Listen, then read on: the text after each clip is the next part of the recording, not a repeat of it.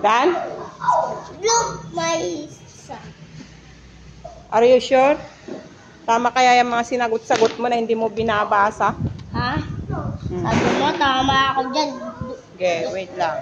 Write the expanded form of the following. Eto mo. Saglit na. Mali ako dito. 108. Tama ba to? Ay! 67. Ma! Kala ko mali. Mali ka naman. No, kala ko X. Nabasa ko to Binasa ko. Hindi ka kasi nag-double check, anak. Kukuha naman pati yung plat yung ano. Kasi mga basura ko yan. Yung bato na lang.